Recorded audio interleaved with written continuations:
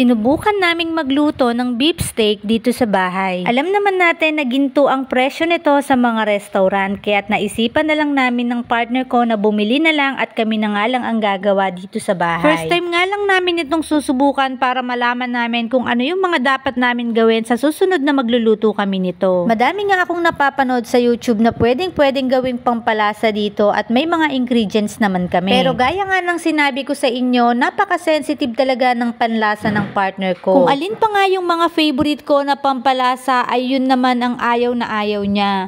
Kaya't madalas hindi talaga kami nagkakapareho ng luto na ginagawa sa bahay. Example ko na nga lang sa inyo itong niluluto namin. Nung chinek niya nga yung pinakaloob ng beef, sinabi niya sa akin na mas okay daw kung lalagyan na nga lang ng butter yung paglulutuan namin. Kaya syempre ano pa nga bang gagawin ko, di ayan agad-agad naglagay na ako ng butter para mas mapabilis nga yung pagluluto niya. Kapag siya talaga yung nagluluto, hindi pwedeng wala ako sa tabi niya at kailangan talaga lagi may alalay. Dito naman sa part na to ay hinalo-halo niya yung butter at nararamihan nga siya, kaya't nag-decide siya na alisin. Nung inalis niya naman yung butter at ilalagay niya na nga yung lulutuin niya, isang piraso na nga lang yung nilagay niya dahil sabi niya nga ayaw niya talaga ng butter at ihihiwalay niya yung pagluluto ng kanya. At kung mapapansin nyo nga sa video ay hindi nga talaga gaanong naluto yung sa may bandang gitna. Kaya't mas minabuti na lang namin na hiwa-hiwain para maganda rin yung pagkakaluto ng pinakaloob ng beef. Sa mga oras na nga pala nito, ako na yung nagluluto dahil nga pang sakin na to at sa amin ng mga bata. Kung mapapansin nyo din ay napakakapal nga talaga ng beef, kaya't napakahirap din lutuin yung pinakagitna nito. At dahil nga sa akin na to ay inilagay ko na nga lahat ng butter. Sabi ko nga sa kanya, kung alam ko lang na ihiwalay mo rin yung pagluluto ng pagkain ko, di sana ginawa ko na yung cravings ko. Tuloy ang ending, butter lang talaga ang nailagay ko.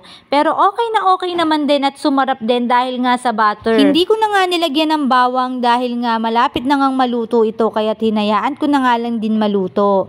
Kasi kung lalagyan ko pa ng bawang hindi na nga rin gaanong maglalasa yung bawang dito sa niluluto ko. Pag nagluto talaga ako dito sa bahay ay bibihira nga lang magustuhan ng partner ko dahil nga magkaiba talaga kami ng panlasa. Pero aaminin ko nga sa inyo mga mare na gustong gusto ko rin ng mga luto ng partner ko. Kaya madalas kapag nagluluto siya ng pagkain niya ay tinatanong niya ako kung gusto ko ulit kumain. Dahil para pang dalawang tao yung lulutuin niya. Alam niya kasi talagang tansyahin yung pagkain na para lang talaga sa kanya. At mabalik na nga tayo dito sa niluluto ko mga mare. Patapos na nga ito at ilalagay ko na nga sa pinggan at pagkatapos niyan ay eto na nga. Syempre hindi naman mawawala yung sabaw. Sa mga araw na to ay wala talaga kaming kagulay-gulay sa rep dahil hindi pa kami namamalengke. Kaya't ayan, miswa muna at itlog ang ginawa kong sabaw namin ng mga anak ko. Ayun lang mga mare, salamat! Bye-bye! God bless!